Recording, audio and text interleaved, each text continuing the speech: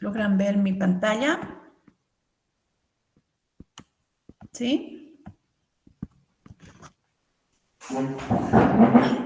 ¿Están viendo mi pantalla?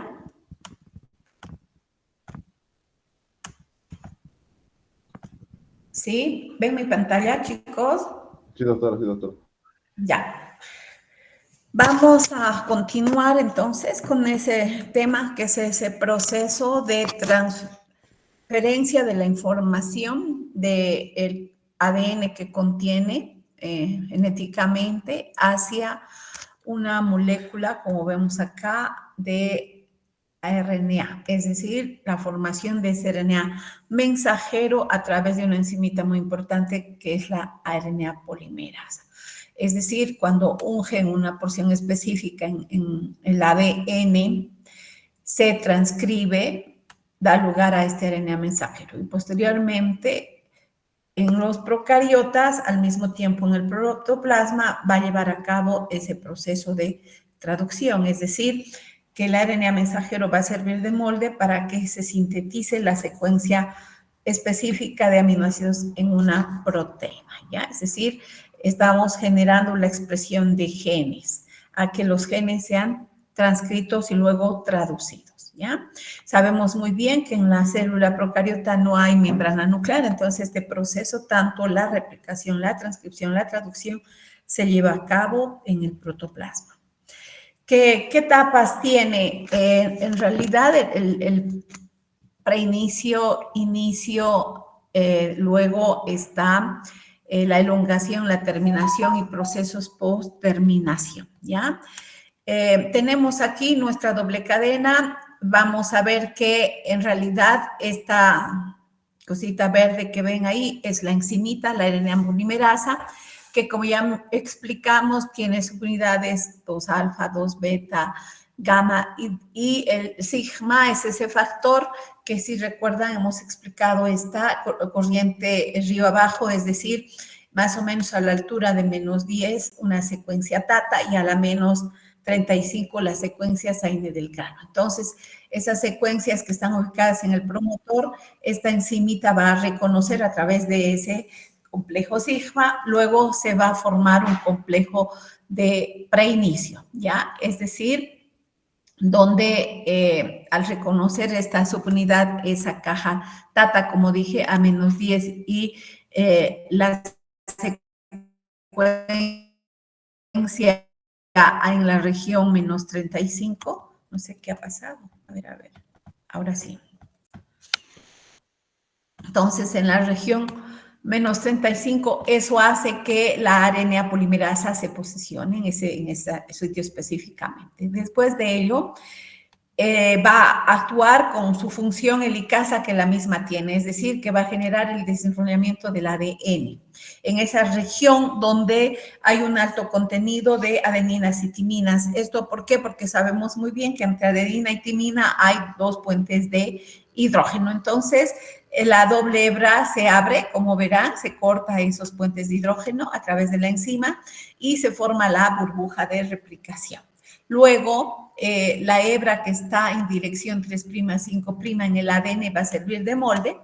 Entonces, en este extremo 5', en el codón de inicio, que en este caso es ATG, que acá no está de esa manera, y va a iniciar la primera incorporación del nucleótido, ¿ya? Si estaba A, se incorporará T, si estaba G, se incorporará C. En este caso tenemos G, se incorpora C. Tenemos D, se incorpora un nucleótido de adenina. En realidad, ya hemos explicado muy bien, los precursores son ribonucleótidos trifosfato. ¿Por qué? Porque necesitamos alta energía. Entonces, la enzimita está haciendo la unión de un nucleótido a otro, polimerizando en secuencia específica de acuerdo a la cadena molde en forma complementaria en dirección 5', 3', es decir, que está haciendo esa enzima formando el enlace fosfodiéster, ¿ya? Normalmente esta cadena va a ser constituida por 2 a 10 nucleótidos, lo que quiere decir que esta secuencia posteriormente, como vemos aquí, va a ser abortada, es decir, a medida que va creciendo, la cadena se va separando al mismo tiempo y hay otro proceso que se lleva a cabo cuando más o menos entre 8 a 10 nucleótidos se han sintetizado, es la eliminación o liberación del factor sigma. Ese factor que anteriormente había reconocido el promotor en la cadena del ADN. Entonces, de esa manera, esas proteínas van a ser recicladas para después llevar a cabo ese otro proceso de transcripción de otro RNA, de otro RNA mensajero.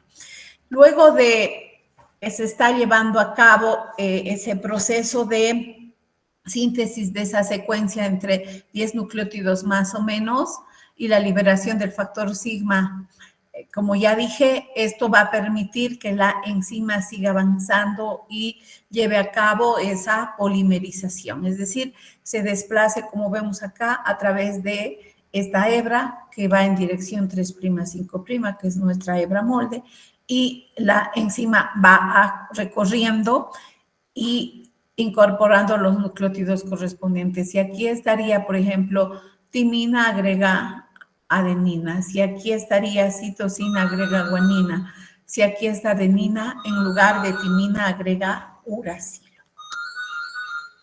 Entonces, el desplazamiento de esa enzima va a continuar a través de esa reacción que es el enlace fosfodiéster.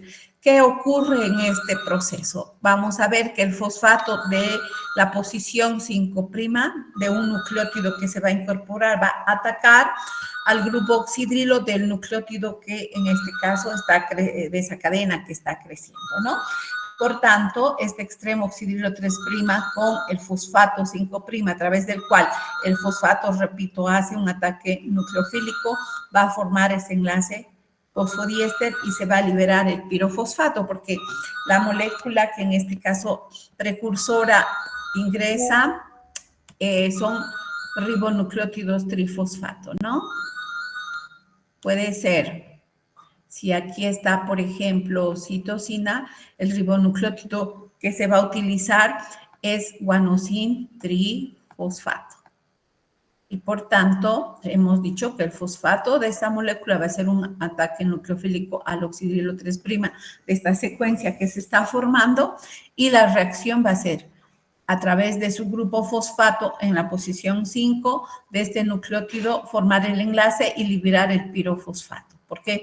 Porque esta molécula tiene iniciadora o que va a generar la polimerización, ¿no? Este ribonucleótido es trifosfato y lo que hace es liberar el pirofosfato, molécula que va a ser degradada por la pirofosfatasa en 2 moléculas de fósforo inorgánico. Y eso está generando entonces la energía necesaria para que se forme ese enlace fosfodiéster. No olvidemos que en el ADN esta cadena que va en dirección 3', 5' es la que sirve de molde sobre la cual se va sintetizando la nueva molécula de RNA mensajero. Y la otra es la cadena que va en sentido 5', 3' y sería la cadena codificante. Esta cadena es idéntica a la hebra que se está sintetizando, con la única diferencia que en lugar de timina, acá se agrega uracilo. De esa manera, entonces, la enzimita se va desplazando. Aquí tenemos la enzima, se va desplazando a través de esa doble cadena. Ella hace de licasa, ella hace de topoisomerasa, desenvuelve y va recorriendo, llevando a cabo, haciendo crecer la cadena de ADN hasta una región que en este caso es un codón de stop. Y ahí termina este proceso. Bueno, entonces, después de elongarse, ya dijimos, en cada paso que esta va recorriendo, forma la burbuja de replicación, desenrolla con esa actividad de topoisomerasa que ella misma tiene y más o menos en un segundo se incorporan unos 40 nucleótidos, ¿ya? Sobre todo, va a ser más rápido en aquellas regiones donde hay mayor contenido de adenina, timina, enlentece un poquito en aquellas regiones donde hay alto contenido de guaninas y citosinas. Esto ya hemos explicado por qué. Porque esos enlaces triples son más fuertes y lleva mayor tiempo de romper, ¿no? No olvidemos, el promotor es la región que se antepone al codón de inicio, ¿no? Por ejemplo, si esta es la región donde va a iniciar ese proceso, entonces la enzimita, a través de su factor sigma, se une a esta doble cadena, reconoce esa caja tata a menos 10 y también a menos 35, esa secuencia específica, la Sainer del grano, y luego empieza a polimerizar. Aquí sería el codón de inicio en la región más 1, ¿no? Y se sintetiza, como ya expliqué, nuestra cadena en ese proceso de elongación. Se va elongando e incorporando esos ribonucleótidos trifosfato en forma de mononucleótidos, ¿no? Cuando termina, cuando hay, dependiendo, hay dos procesos. Aquel que depende del factor de terminación, que en este caso es una proteína Rho, y que tiene una actividad de nucleótido trifosfato ATPasa, es decir, ¿qué es lo que hace? Rompe el enlace y ahí finaliza ese proceso. Y hay otro donde es independiente del factor y hay señales de terminación que se encuentran en el ADN. Vamos a ver, principalmente ahí están las secuencias ricas en uracilo, ¿no? Vamos a ver ahí entonces qué hace la RNA polimerasa. Reconoce esas señales en este caso, donde va a frenar este proceso. ¿Cuál es la secuencia que encontramos ahí? Es una secuencia rica en uracilos, más o menos entre 6 a 8 nucleótidos de uracilo que indican dónde este proceso debe finalizar. No olvidemos algo muy importante. En procariotas hay señales palindrómicas que se refiere justamente a esas secuencias específicas que encontramos en el ARN, en el ADN, generando entonces la incorporación de uracilos en alta proporción, ¿no? Posteriormente, la terminación, ya dije, puede llevar a cabo dos procesos, ya sea aquel proceso de terminación que es independiente del mecanismo que hace la proteína Rho, es decir, necesitamos factores proteicos externos y normalmente vamos a encontrar secuencias repetitivas invertidas en el ADN, haciendo que se cree una horquilla y o tallos en forma de bucle y regiones ricas en guanina y citosina, ¿no? Entonces, en el ADN estamos encontrando las secuencias ricas en guaninas y citosinas en esta región, donde van a ser el lugar donde finaliza este proceso. Además, al mismo tiempo, lo que va a ocurrir es que la ADN polimerasa se va a separar de esa molécula de ADN en ese proceso de polimerización, ¿no?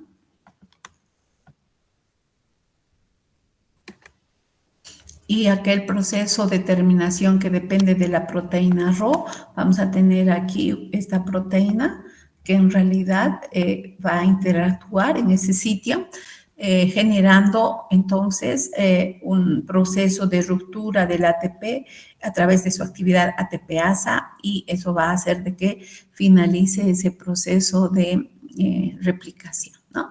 Entonces, ¿dónde se une específicamente la proteína Rho a un sitio específico donde va a reconocer como el sitio de finalización? Esta proteína se va a desplazar hacia la RNA polimerasa y de esa manera entonces va a tener ese proceso de transcripción. Posteriormente, sabemos muy bien que al mismo tiempo ese factor Rho tiene una actividad de licasa que, como ya les dije, utiliza ATP como energía por su actividad de ribonucleótido trifosfato ATPasa que tiene, ¿no? Haciendo entonces de que de esa manera esta enzima sea liberada de esa molécula de ADN y finalice ese proceso de replicación. Vemos, ¿no? Se forman estas horquillas donde hay alto contenido de guaninas y citocinas y hay una secuencia del transcrito de uracilos en esa molécula. En este caso estoy hablando de un RNA mensajero, ¿no? Bueno, en conclusión, entonces, el RNA mensajero contiene un marco de lectura abierta, es decir, esa secuencia exónica que en este caso se va a traducir dando lugar a una proteína. Tenemos el operón, que está constituido por una región reguladora donde se encuentra la proteína que va a regular este proceso. Hemos explicado ya, hay una región del promotor en el cual se encuentran esas secuencias TATA y también hay una región de terminación. Entonces, cuando hablamos de una unidad transcripcional, nos estamos refiriendo al operón y este está constituido, repito, por la proteína reguladora, un marco de lectura abierta, es decir, es correspondiente a esa secuencia del RNA mensajero y una región de terminación. En bacterias, en el mismo lugar, en el protoplasma, como ya expliqué anteriormente, se lleva a cabo la transcripción, la traducción, y al mismo tiempo que se va traduciendo, se va degradando. Algo muy importante a nivel de procariotas, este RNA mensajero no tiene la caperuza, es decir, no incorpora la metilguanosina y tiene una vida media más o menos de 2 minutos, y no tiene procesamiento después que se ha sintetizado. ¿Por qué? Porque ya explicamos, en procariotas generalmente esa secuencia en el ADN es una secuencia casi en el 99% codificante. Entonces, no necesitamos retirar, como en el caso de eucariotas, las regiones sintrónicas, ¿no? Donde se lleva a cabo este proceso de transcripción en eucariotas, haciendo una comparación en el núcleo, después de haberse transcrito este RNA mensajero. Hay regiones sintrónicas, es decir, regiones no codificantes, y a ese se llama RNA heterogéneo nuclear, como ya explicamos anteriormente, ¿no? Algo que hace, se modifica, se protege, como incorporando en el extremo 5' una caperuza, es decir, un capuchón, 5-metilguanosina, y en el extremo 3' incorpora varias unidades de adeninas, ¿no? Más o menos unas 30 unidades. Y la vida media es más larga, entre 4 a 24 horas. Es importante entonces procesar esta molécula de ese transcrito, que en este caso es un RNA heterogéneo nuclear, y el proceso de splicing, es decir, vamos a hacer de que a través de esto los RNAs pequeños se responsabilicen de eliminar las regiones sintrónicas y soldar las regiones exónicas.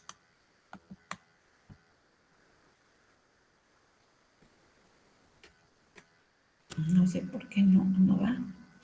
Entonces, después de haber terminado este proceso, va a haber etapa de posterminación, donde hay, en este caso, la maduración de este proceso. Ya hemos explicado, en procariotas un RNA mensajero es policistrónico. ¿Qué quiere decir? Que codifica para varias proteínas. Vamos a suponer que aquí tenemos el operón de la urea. Por tanto, la urea debe tener 5 genes, ¿no? Un gen acá, otro gen acá, otro gen acá, 3, 4 y 5.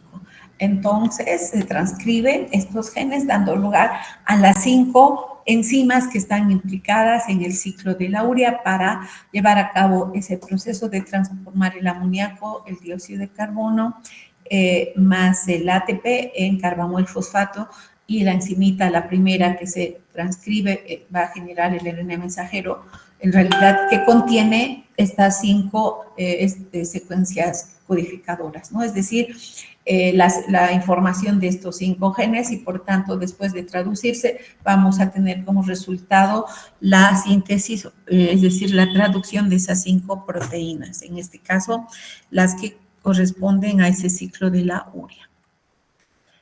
Tal vez aquí aprovechando, en cambio, en el caso de eucariotas, es un solo gen el que está presente en esta región, que es el operón. No son varios genes, ¿ya? Por eso es monocistrónico el RNA mensajero en eucariotas. ¿Por qué monocistrónico? Porque codifica para una sola proteína. Bueno. Continuando entonces, hemos explicado ya, hay la secuencia TATA en la región -10 y -35, la secuencia Zaine-Belgrano, que más bien es rica en purinas.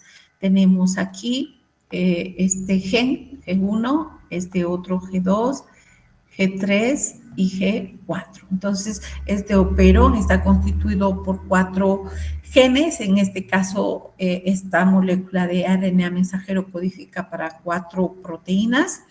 Y acá no se llaman regiones sintrónicas, sino el nombre que reciben esas regiones que no codifican son las regiones espaciadoras, ¿no? Y un gen se separa con otro a través de esas regiones espaciadoras. En este caso, nuestro RNA mensajero es poligénico, que quiere decir que es policistrónico, que significa que está codificando para este ejemplo para 4 proteínas. Es decir, el marco de lectura abierto va a dar lugar posteriormente a la síntesis de 4 proteínas cuando este RNA mensajero se dirija al ribosoma y lleve a cabo ese proceso de traducción.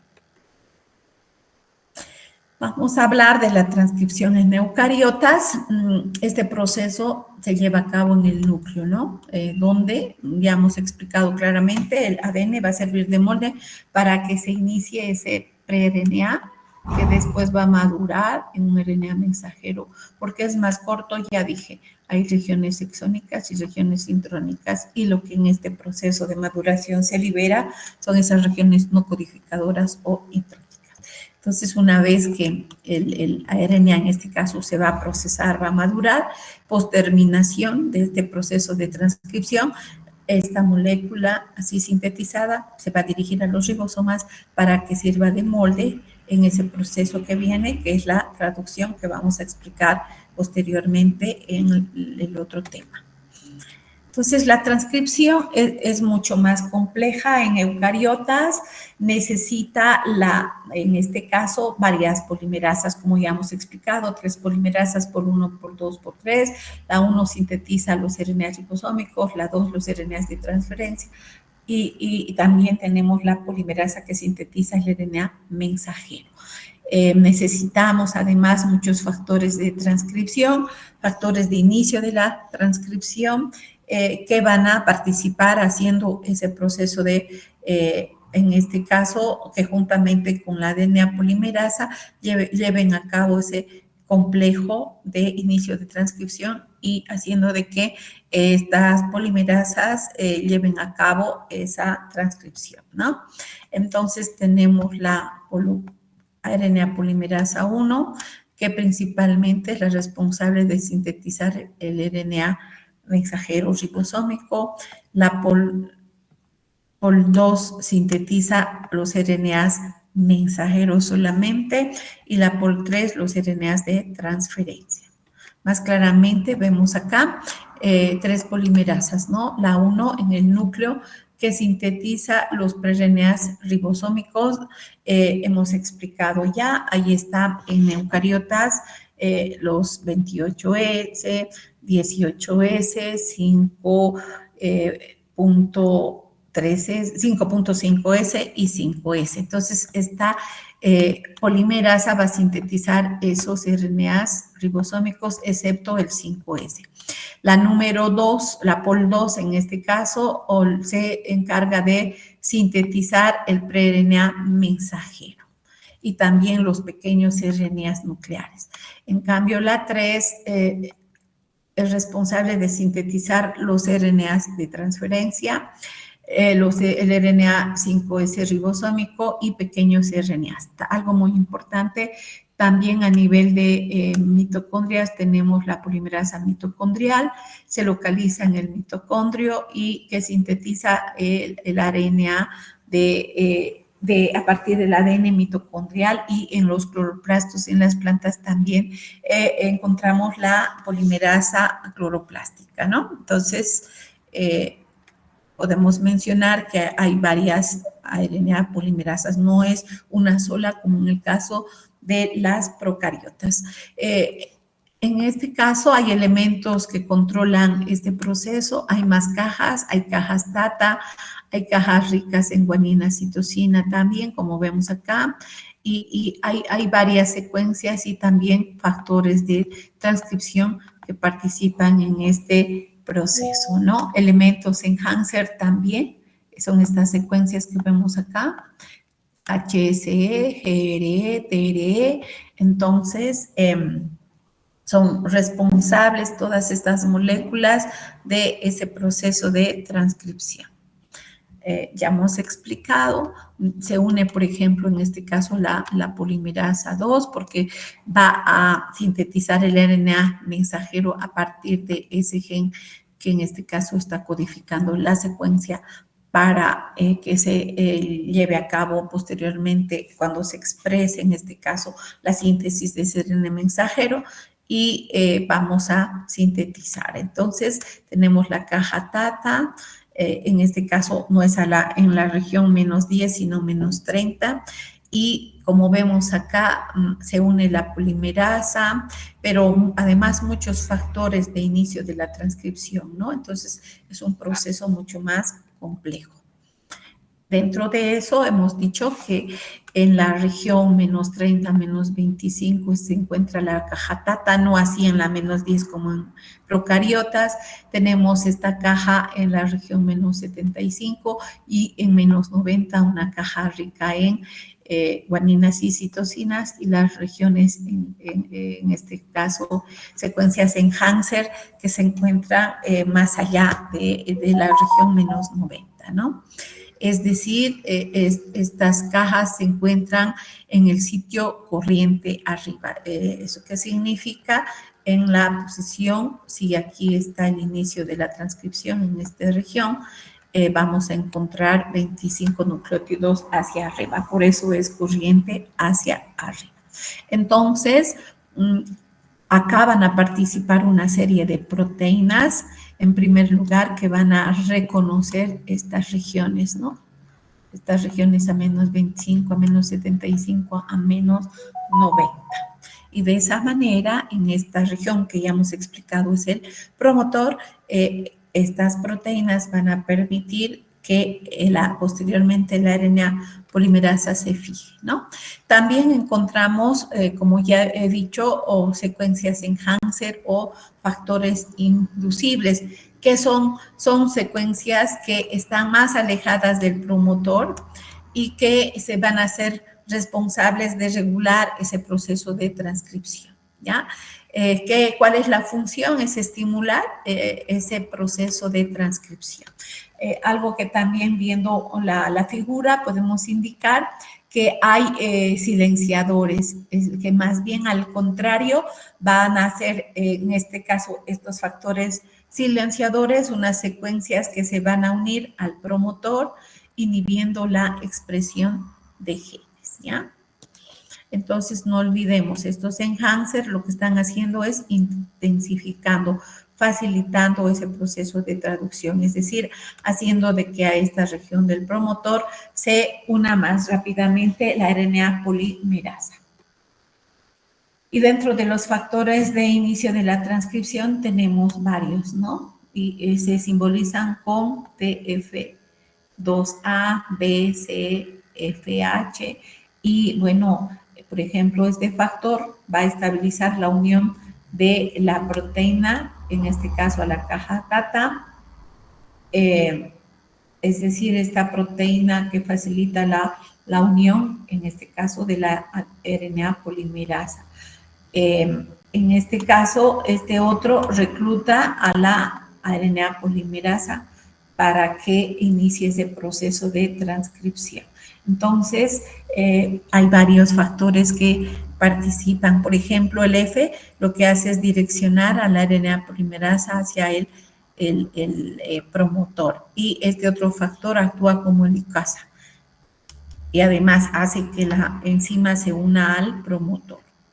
Vemos ahí, ¿no?, varios factores que en este caso, en este proceso, estamos en el preinicio de este proceso, donde varios factores se van a unir juntamente con la RNA polimerasa, y cada uno de estos tiene esa función de hacer que se una, que reconozca, que actúe como helicasa, y posteriormente se incorpora el primer nucleótido y estos factores se van a ir liberando.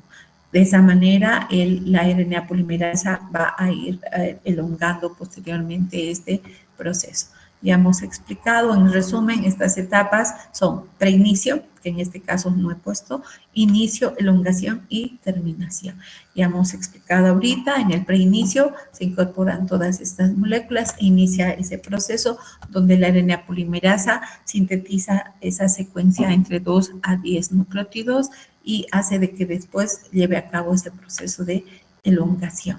¿Hasta dónde? Hasta terminar una secuencia de terminación, y de esa manera finaliza este proceso.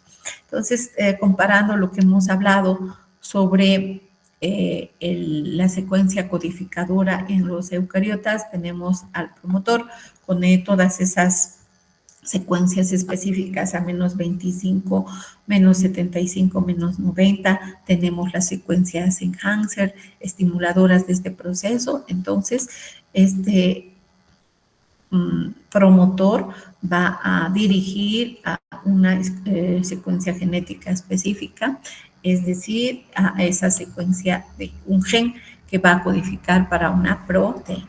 Por tanto, aquí encontramos un solo gen que está regulado por un promotor específicamente.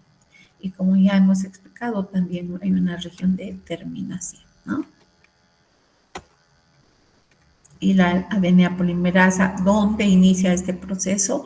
En el codón de inicio, que está en la región +1, pero ya hemos explicado a detalle, hay una serie de proteínas que se fijan, que son los factores de transcripción que participan en este proceso. ¿Qué contiene esa secuencia codificadora, este gen? La información que va a codificar para la secuencia de aminoácidos de una proteína específica, ¿no? Por ejemplo, queremos sintetizar la insulina, pues este gen va a sintetizar esa secuencia de aminoácidos específica que corresponde a esa hormona en este caso, ¿no? No olvidemos que en nuestro genoma, ya hemos explicado, hay más de 30.000 genes. Por tanto, van a dar lugar, hemos dicho, a más de 100.000 proteínas. En conclusión, en procariotas el ADN tiene regiones, es policistrónico, ¿no? Que quiere decir que codifica para varios genes, en este caso en el ejemplo 3 genes, y tenemos estas que son las regiones espaciadoras, ¿no? E1, E2 y E3. Por tanto, se transcribe en el protoplasma y se genera el RNA mensajero. Y cuando se traduce, va a dar lugar a estas 3 proteínas.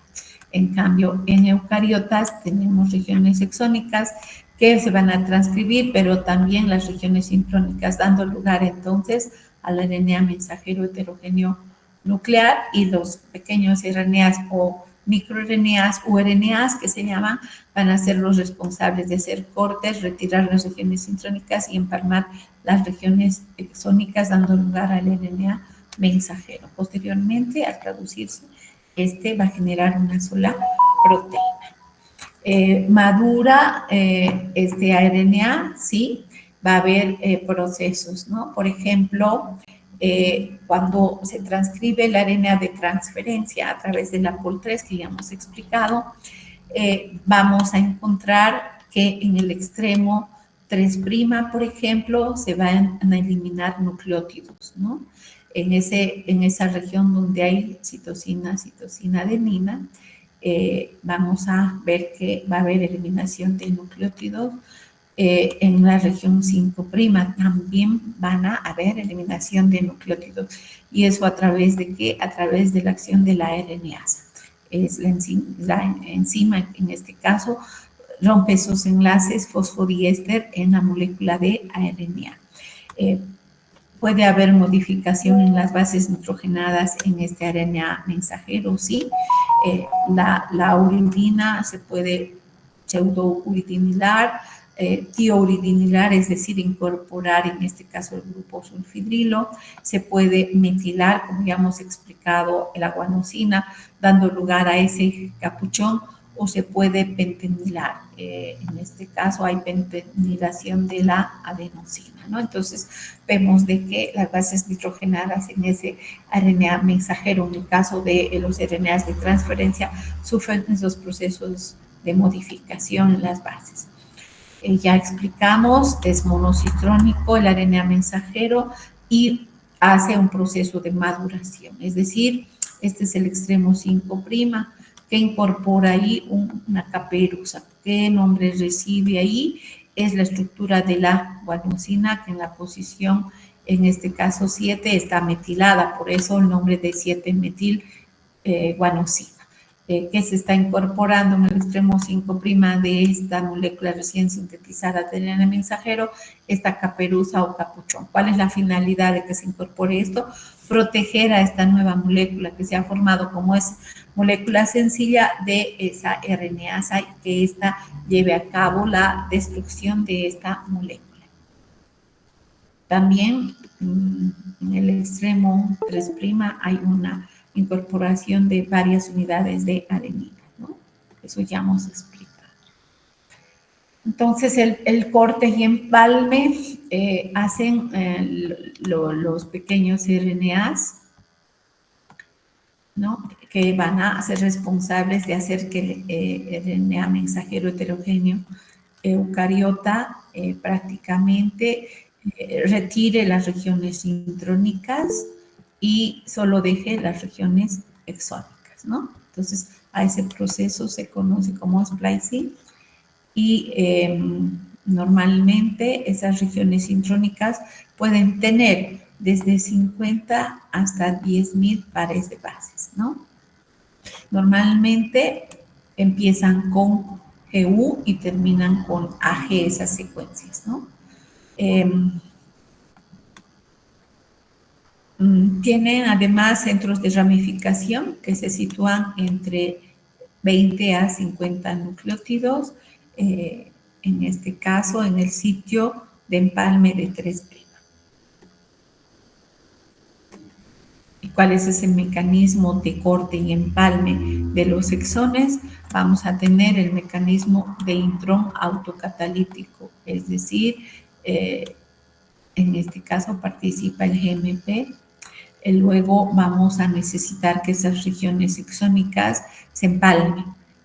Esto a través, primero, el corte por la actividad endonucleasa, es decir, se hacen cortes específicos, y luego la actividad de ligasa, que queremos unir esas secuencias exónicas, ¿no? Y el mecanismo de exón autocatalítico es en la región de la adenosina. ¿Y cuáles son los responsables de hacer estos procesos de corte y empalme? Son los pequeños RNAs nucleares, ¿no? O llamados URNAs. Entonces, ahí vemos el mecanismo de intrón autocatalítico. Vamos a ver que en esta región es que se lleva a cabo en la región 3-oxidrilo prima, vamos a encontrar la guanosina y que actúa con una molécula nucleofílica, es decir, que va a hacer a que se fije el fosfato a este nivel, en este caso, dando lugar entonces a que esa molécula lleve el corte en esas dos regiones y posteriormente estas regiones intrónicas cortadas van a ser soldadas, dando lugar entonces a la nueva molécula de ARNA mensajero malo. Y si hablamos de las endonucleasas, ¿qué hacen estas? Llevan a cabo los cortes de igual manera en estas regiones y posteriormente actúan como ligasas uniendo esas regiones exónicas. Entonces, cada vez, a medida que va avanzando, antiguamente no se encontraba este proceso, pero se ha visto que sí, que hay actividad también de endonucleasas y ligasas. Y en realidad el mecanismo de exón autocatalítico adenosina es que el intrón, en este caso, va a aportar una adenosina en el centro y actúa como nucleofílico, ¿no? Es decir, va a unir a esa región exónica la actividad de corte y va a dar lugar a que entonces esas regiones exónicas se vayan soldando, dando lugar a ese RNA mensajero libre de las regiones no codificadoras, ¿no? Y los pequeños RNAs, como vemos en esta figura, son lo 1, 2, 3, 4. Entonces, la 1 primero reconoce esa región GU, luego se incorpora la U2, donde hemos dicho encontramos el sitio catalítico de adeninas y se van incorporando el U4, U6, U5, se libera U1, U4, entonces de esa manera estas van a actuar rompiendo esas regiones intrónicas y generando lazos y liberando los intrones y luego llevando a cabo el soldado de esas regiones exónicas. Por tanto, es RNA mensajero maduro que contiene la secuencia de nucleótidos que van a codificar para la secuencia de aminoácidos en la nueva cadena polipeptídica que se genera en los ribosomas en ese proceso de traducción. Es decir, estoy hablando de la síntesis de la nueva proteína. El RNA heterogéneo es de mayor tamaño,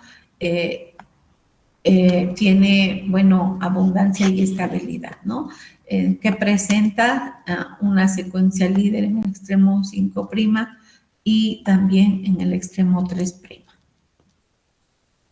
Y esas secuencias, como ya hemos explicado, van a servir de sitios de fijación para que esos intrones sean retirados a través de esos pequeños RNAs.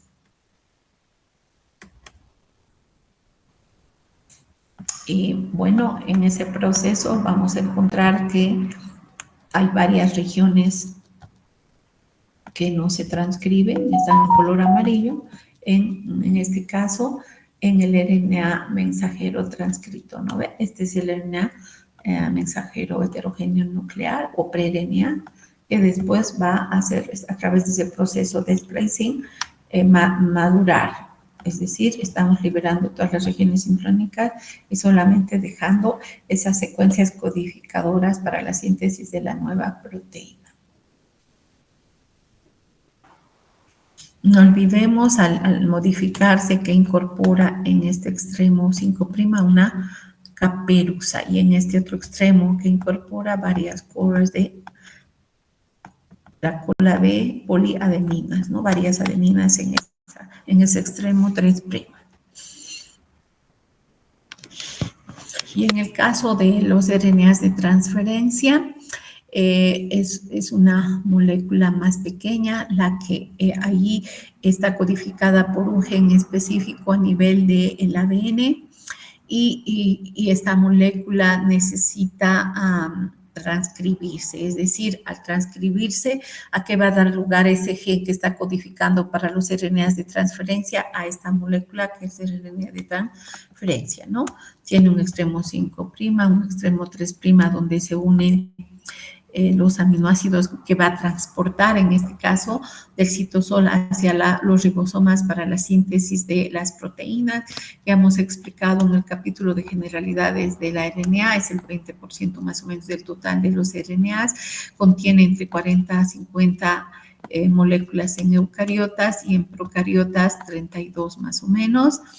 Y En este caso, puede reconocer más de un codón, ¿no?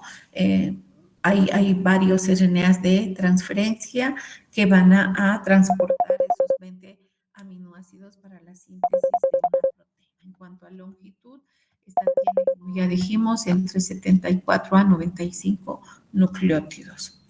Y ya he explicado hace rato, pueden presentar bases modificadas y tiene la forma, como vemos acá, de un trébol, ¿no? De una hoja de trébol.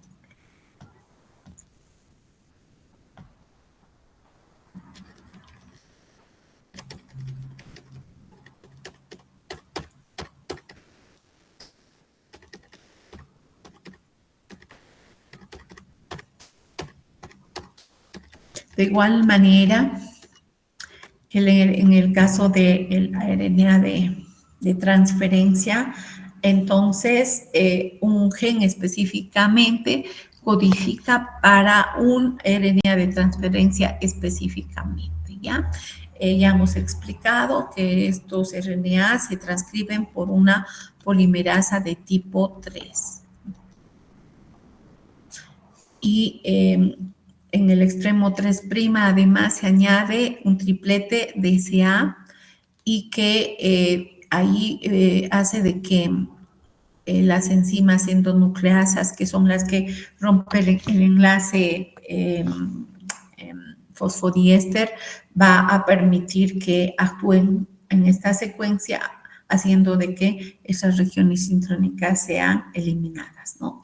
Ya hemos explicado, tiene un brazo A, que es el anticodón, tiene un brazo B, tiene un brazo de actividad catalítica y el extremo donde se fija el aminoácido. A nivel de los ribosomas, de igual manera, vamos a transcribir los RNAs ribosómicos. En el caso de eucariotas, estoy hablando en la subunidad menor está 18S, en cambio en la subunidad mayor 28S, 58S y 5S, ¿no? Y por tanto, esos genes que codifican para los RNAs ribosómicos tienen que ser transcritos, ¿ya? El número de RNAs ribosómicos va a variar a 15.000 ribosomas, que en este caso corresponde a un 70% de los RNAs ribosómicos que se encuentran en los ribosomas, ¿no es cierto? Entonces, estos RNAs tienen que transcribirse en el núcleo y después dirigirse hacia el ribosoma y formar parte de los ribosomas. En este caso, el coeficiente de sedimentación de un ribosoma eucariota es 70S y en eucariotas 80S, ¿no? ¿Qué contiene este ribosoma de procariotas que tiene un coeficiente de sedimentación 70S? Tiene la subunidad menor o pequeña llamada 30S y ahí contiene un solo RNA ribosómico que es 16S. En cambio, la subunidad mayor 50S tiene dos subunidades, 23S, 5S en el caso de procariotas y además 58S en el caso de eucariotas, ¿no? Como vemos acá. 28S, 58S y 5S en la subunidad mayor, que es 60S, ese es su coeficiente de sedimentación.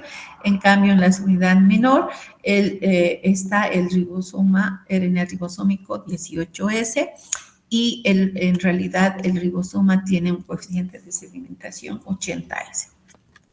Ahí tenemos en el ejemplo, ¿no? 70S, dos subunidades, mayor 50S, menor 30S. ¿Qué RNA ribosómicos encontramos acá? 5S, 23S y más o menos 34 proteínas que están asociadas a esta subunidad mayor. En cambio, 30S es la subunidad menor, encontramos un solo RNA ribosómico, el 16S, que más o menos contiene 1500 nucleótidos y asociado a esto 21 proteínas más o menos aproximadamente. En cambio, en el eucariota, el ribosoma tiene un coeficiente 80S, dos subunidades, 40S la mayor, la menor, y 60S la subunidad mayor. 40S, ¿qué RNA ribosómico tiene? 18S, constituido más o menos por 2.000 nucleótidos y asociado a 33 proteínas. En cambio, la unidad mayor contiene los RNA ribosómicos 58S, 28S y 5S. El 5,8S está constituido más o menos por 160 nucleótidos, 28S por 5.000 nucleótidos y 5S por 120 nucleótidos. Repito, estos tres RNA ribosómicos donde se encuentran en la subunidad mayor, conocida como 60S porque tiene ese coeficiente de sedimentación.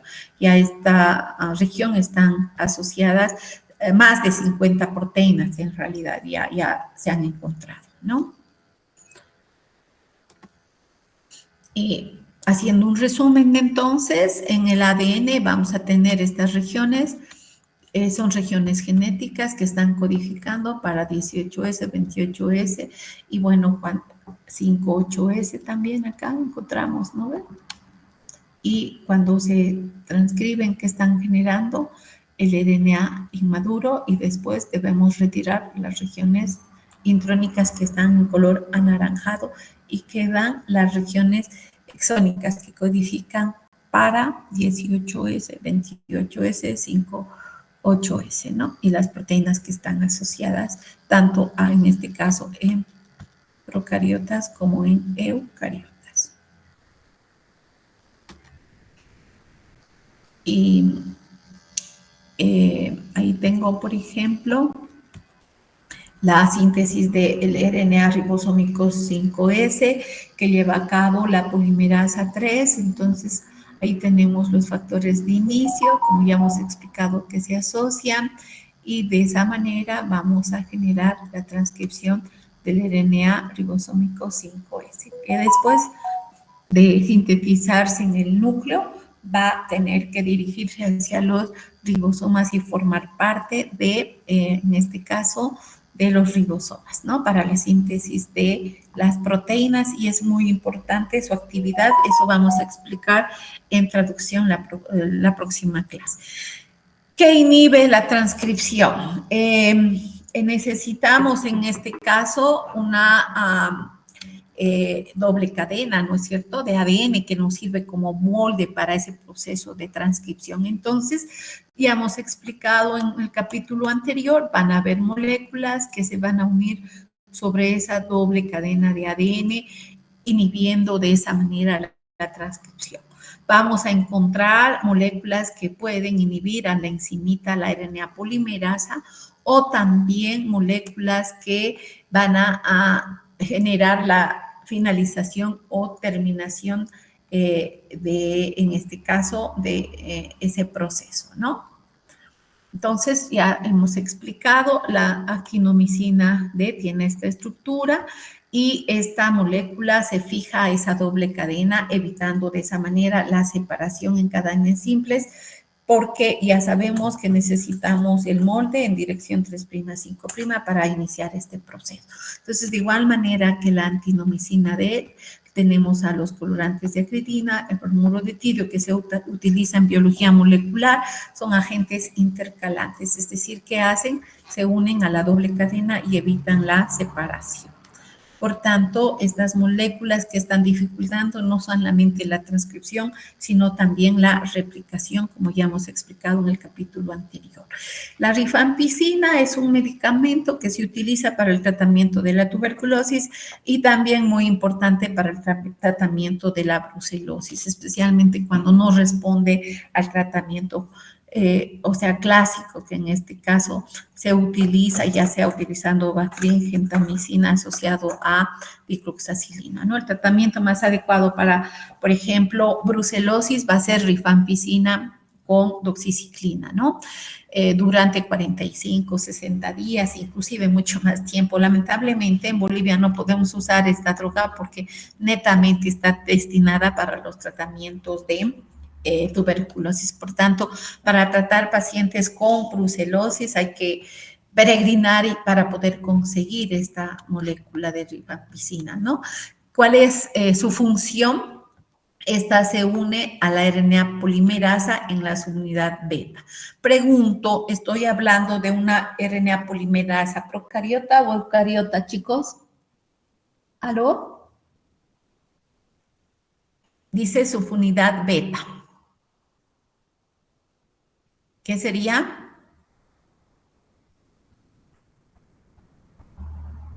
¿Me escucha? Bueno, hemos hablado que la RNA polimerasa procariota tiene 2 subunidades alfa, 2 subunidades beta, ¿no ve? Delta también y sigma. Entonces, es ahí que se une, ¿no? Por tanto, la rifampicina que está inhibiendo la transcripción en procariotas. En cambio, la amantadina viene del hongo Amanita palloides, es un hongo tóxico, nos mata. ¿Por qué? Porque esta se une a la polimerasa 2 y esta es parte de ¿qué? De una célula eucariota. Por tanto, esta molécula que está presente en ese hongo tóxico está inhibiendo la transcripción al inhibir a esa enzima, a la RNA polimerasa de tipo 2, que es la responsable de producir el transcrito del RNA mensajero, es decir, la transcripción de estas regiones codificantes que codifican los genes. Y para el tratamiento del SARS-CoV-2, en el caso de la enfermedad del COVID, se han sintetizado nuevas moléculas, en este caso el remdesivir, que viene a ser un análogo de nucleótido de adenina. En realidad, ¿qué es lo que hace esta molécula? Ha sido aprobada por la FDA justamente en esa pandemia del COVID, ¿no es cierto? Se une a la enzimita RNA polimerasa y evita que en este caso ese gen vaya a llevar a cabo ese proceso de replicación, ¿no? Se da como dosis 200 miligramos el primer día en infusión y después darle 100 miligramos durante 2 a 10 días, ¿no? Y el favipiravir es un derivado de el uracilo, ¿no? Análogo que está fluorado y también esta molécula de igual manera inhibe a esa enzima RNA polimerasa. Entonces, ¿qué estamos inhibiendo? La transcripción de esos virus, ¿no? Y la dosis es de 1.600 miligramos, que se da 2 veces al día, como durante 2 días y posteriormente del día 2 al 14, dosis de 600 miligramos 2 veces al día.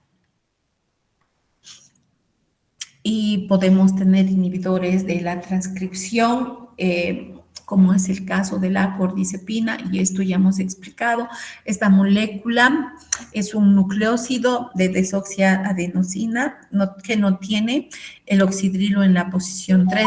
Por tanto, esto al incorporarse en este caso en la secuencia de ese proceso de transcripción va a finalizar. ¿Por qué? Porque no tiene el oxidrilo libre 3' para continuar polimerizando y esto hace de que se inhiba el proceso de transcripción y finalice este proceso.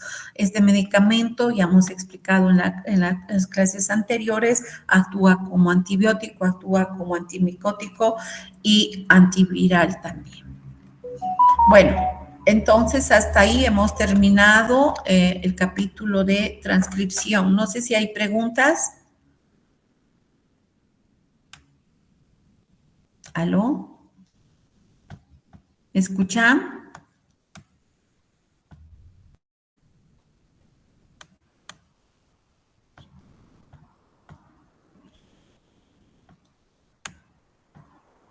¿Me están escuchando, chicos? Doctora. Sí. Ya. Vamos a continuar con, ¿cómo se llama? El otro proceso que es la traducción. Vamos a ver cómo ese RNA mensajero que acabamos de sintetizar por transcripción va a dar lugar a la síntesis de la nueva proteína, ¿ya? Es decir, estoy hablando de la traducción. No sé por qué. ¿Logran ver mi pantalla? ¿Sí? Sí, doctora. Sí. Ya. Continuando, entonces, en este proceso necesitamos el código genético. ¿Qué es el código genético? Un triplete que se encuentra en esa secuencia de nucleótidos del ARN mensajero. Y cuando hablo de ese triplete, ¿para qué codifica? Para un aminoácido. Vamos a ver la estructura más a detalle de los ribosomas también. Entonces, vamos a hablar específicamente de este punto, que es la traducción, ¿no? Ya hemos dicho que cuando un gen se expresa, ¿qué hace? Se transcribe y posteriormente este ARN mensajero se traduce ¿en qué cosa?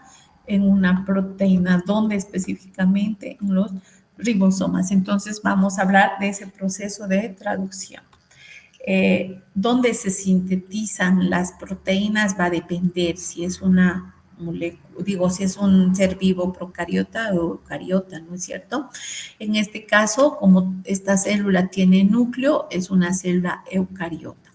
Ya hemos hablado que la transcripción, la maduración, donde se lleva a cabo en el núcleo, y para que esa secuencia codificadora se traduzca, donde tiene que dirigirse al retículo endoplasmático rugoso, donde específicamente ahí se encuentran los ribosomas, porque allá se va a sintetizar la proteína, ¿ya? Y esta proteína después va a llevar a cabo procesos de transformación, modificación en el aparato de Golgi. Por ejemplo, procesos de glucosilación, se va a incorporar en unas vesículas y estas vesículas después van a ser secretadas, liberando posteriormente esa proteína sintetizada, para que después esta vaya a su sitio de acción, ¿no? Actuando como enzima, actuando como una proteína estructural, etcétera, etcétera.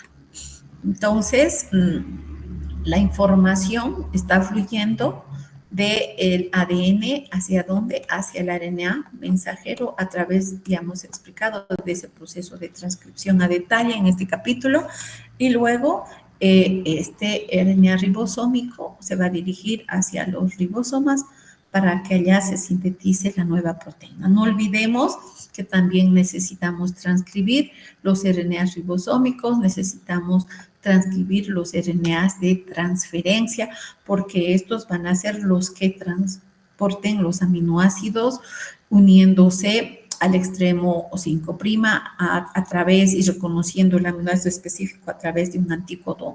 Entonces es importante la participación en este proceso de los RNAs de transferencia y también de los RNAs ribosómicos que se encuentran en la unidad mayor y menor, como ya hemos explicado, ¿ya?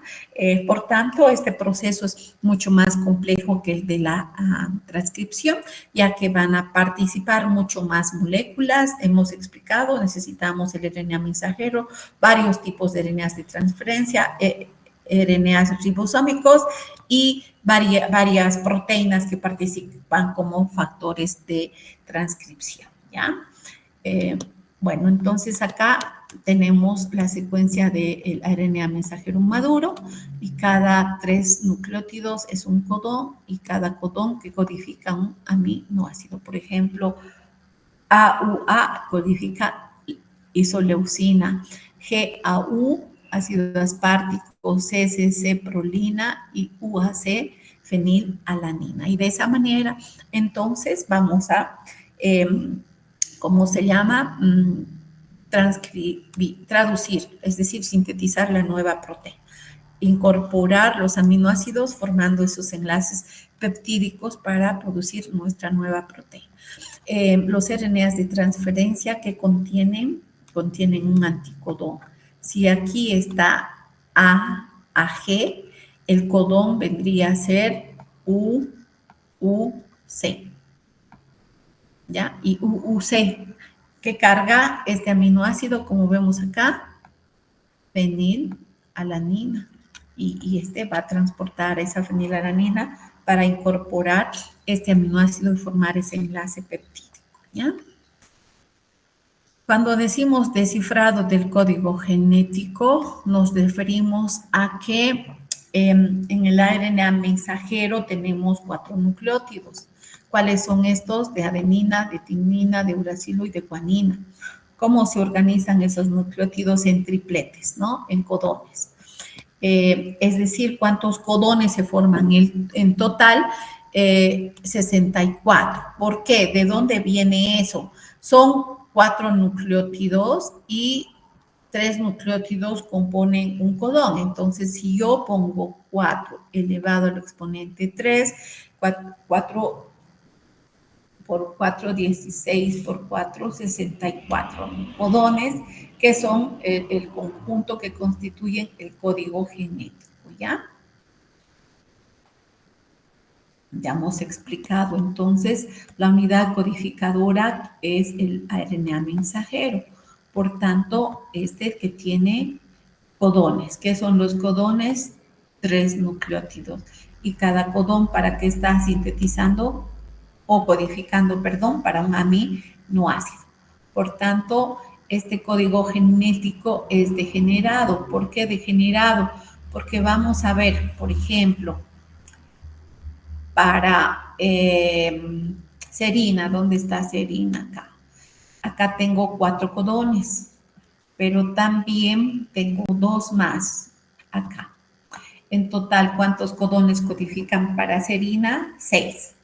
Si veo para metionina, el codón de inicio es AUG, es decir, siempre va a iniciar este proceso con una incorporación del primer aminoácido, que es la metionina. Para triptófano hay un solo codón, UGG, este que codifica triptófano. Hay 3 codones stop, ¿cuáles son? UAA, UAG, UGA.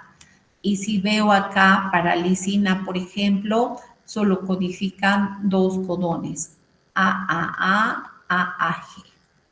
Por ejemplo, si yo voy a hacer una mutación y en lugar de adenina se incorpora uracilo, esto ya no es lisina. ¿Para qué está codificando? Para asparagina. Entonces, la mutación genera esos cambios y va a hacer de que en lugar de lisina se incorpore asparagina. Y eso que está modificando la estructura de una proteína. En algunos casos puede ser significativo este cambio y en otros no. Cuando es significativo da lugar a una proteína no funcional, ¿no?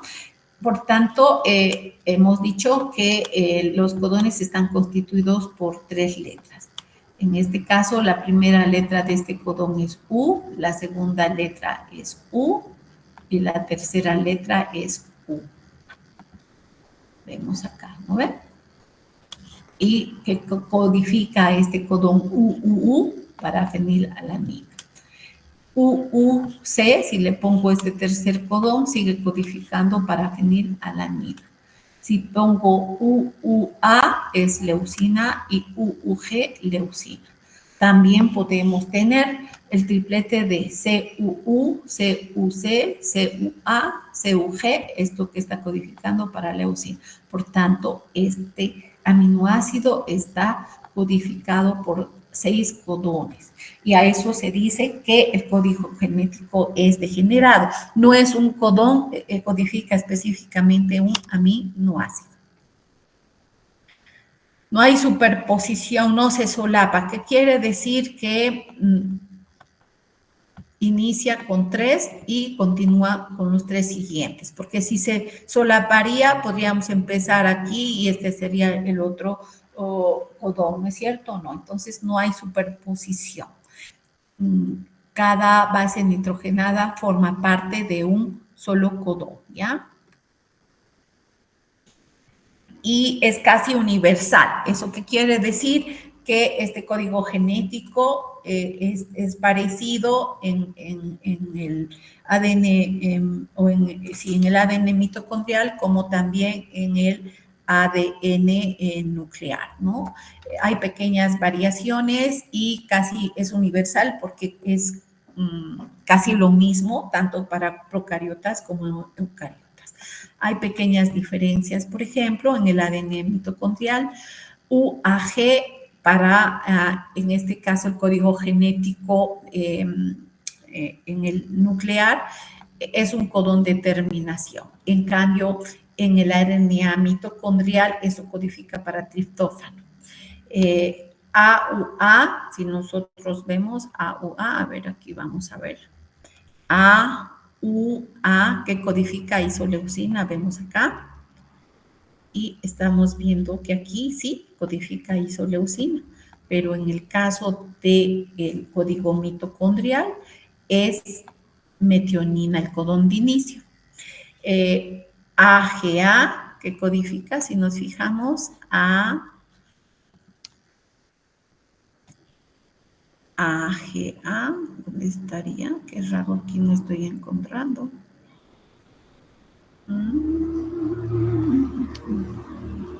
Arginina, ¿dónde está? Pues arginina, pero no está aquí. AGA, aquí está arginina, ¿no? AGA, que está codificando para arginina, y en la mitocondria ese código genético es un codón de terminación. Entonces, esas son las pequeñas diferencias que podemos encontrar en cuanto al código genético nuclear y que está en el ADN nuclear y el código genético que está en el ADN mitocondrial. Algo muy importante, el primer codón siempre es metionina, es decir, es AUG, el codón de inicio, y en procariotas también tenemos GUG, que codifica para valina, ¿no? Entonces, tanto el codón AUG como GUG para valina serían los codones de inicio en procariotas. En cambio, en eucariotas, el codón de inicio solamente es AUG. Y estos codones de terminación, ¿cuáles serían? UAA, UAG y UGA. ¿Para qué sirve? Son sitios de reconocimiento donde va a finalizar ese proceso de traducción. Entonces, ¿qué pasa si yo hago una modificación? ¿Ya? Normalmente, vamos a ver en el código genético, es más fácil de explicar esto. Vemos acá, si por ejemplo hago el cambio del tercer nucleótido, normalmente no es muy significativo. En el de que si hay una mutación y en lugar de adenina se incorpora guanina, sigue codificando leucina. Si en lugar de adenina se incorpora uracilo, sigue siendo leucina. Si en lugar de adenina se incorpora citosina, sigue siendo leucina. Por tanto, la mutación que exista en el tercer codón, en este caso, no es significativa. Pero sí va a haber la mutación en el segundo codón. Por ejemplo, en vez de uracilo, vamos a incorporar acá citosina. Entonces sería UUA, digo UCA. UCA codifica para serina. Por tanto, ya no es leucina, ¿no? Esa modificación ya está cambiando. Y serina es un aminoácido polar hidroxilado, en cambio, leucina es un aminoácido apolar, entonces este cambio puede ser significativo, va a dar lugar a que la estructura de la proteína sea modificada. Bueno, entonces, cuando el cambio de un aminoácido apolar es por un aminoácido polar, como ya acabo de explicar, normalmente en la segunda base, como hemos explicado, eso está haciendo de que una nucleótido de pirimidina sea cambiado por un nucleótido de purina y ese cambio sí es significativo, ¿ya? ¿Qué está haciendo? Modificando la función de la proteína que se va a sintetizar. Entonces, ¿qué es decodificar?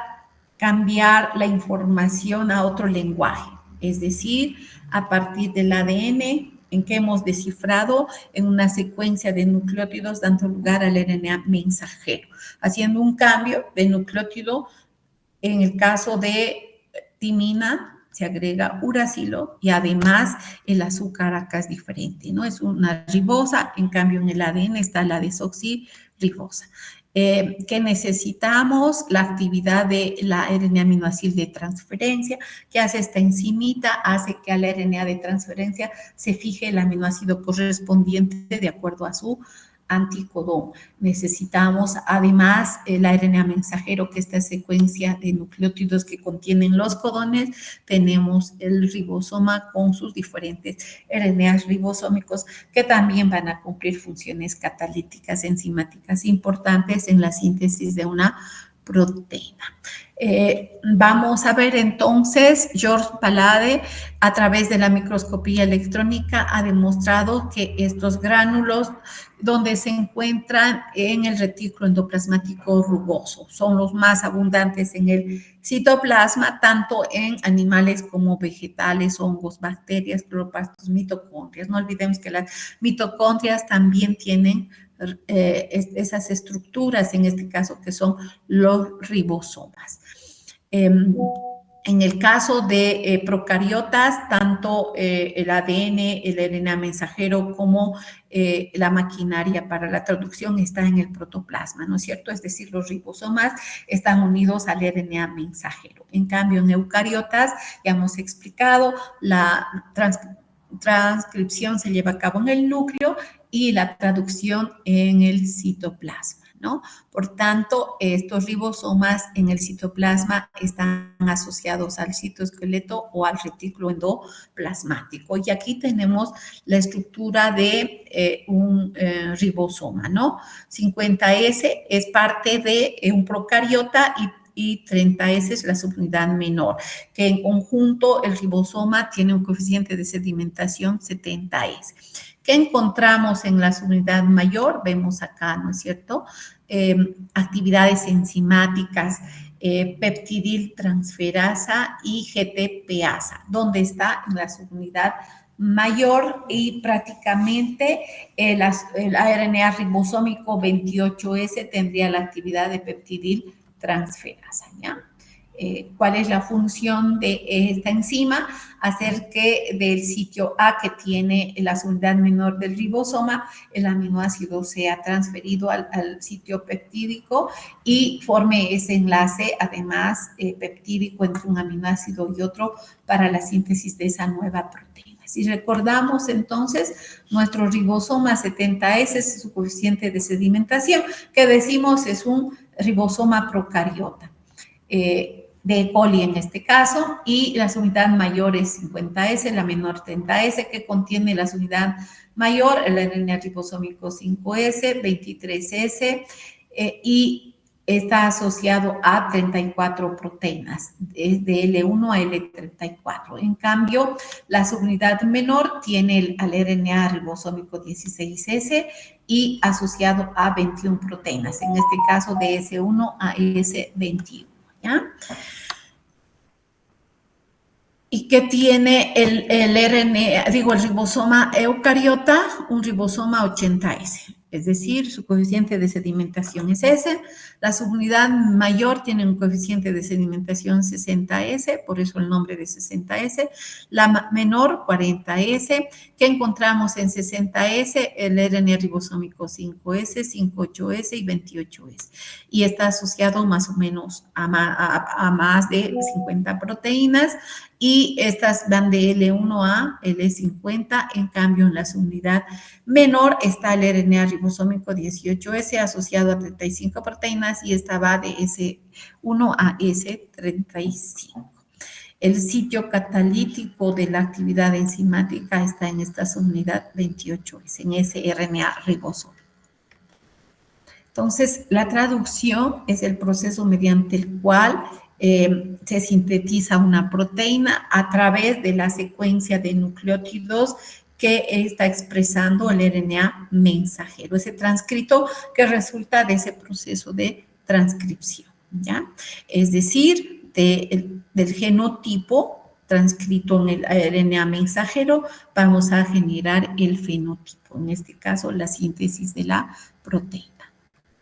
Bueno, ¿dónde se lleva a cabo esto? En los ribosomas, que se da la polimerización de aminoácidos. ¿Siempre en qué dirección? En nitrógeno terminal, carboxiterminal, ¿ya? La unión entonces sería entre el grupo amino y el grupo carboxi, formando este enlace peptídico. Es decir, es colineal a la lectura del RNA mensajero. ¿En qué sentido va? 5', 3'. ¿Qué características generales tiene este proceso de traducción?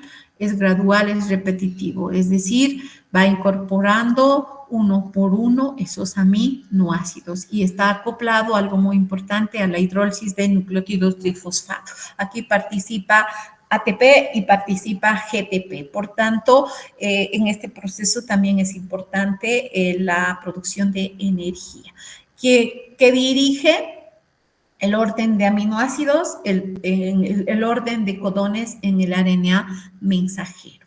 Es más complejo, requiere la participación de muchas proteínas en las diferentes etapas. Igual que en el caso de la transcripción, la traducción tiene sus etapas, preinicio, inicio, elongación, terminación, ¿no? Entonces, es gradual, es repetitivo, está acoplado a la hidrólisis, ya hemos dicho, que dirige la secuencia de codones del RNA mensajero y es complejo, como ya dije. ¿Por qué? Porque van a intervenir RNAs de transferencia, diversos RNAs ribosómicos, el RNA mensajero, hay 10 factores de inicio, hay factores de elongación, hay factores de terminación y enzimas que participan en el proceso. Por ejemplo, la peptidiltransferasa, la GTPasa, necesitamos GTP-ATP, necesitamos aminoácidos, necesitamos ribosomas y todas las proteínas que conforman esta molécula. Por ejemplo, aquí la N-aminoácido de transferencia va a ser la enzimita que va a unir al RNA de transferencia que contiene el anticodón de inicio, que es AUG, el codón que codifica para la metionina. Entonces, el primer aminoácido que se va a incorporar en ese proceso biosintético, en este caso, siempre va a ser la metionina, ¿no? Necesitamos, ¿qué cosa? El RNA mensajero que contiene los codones para la síntesis de esa secuencia de aminoácidos en la nueva proteína. Necesitamos los ribosomas para este proceso.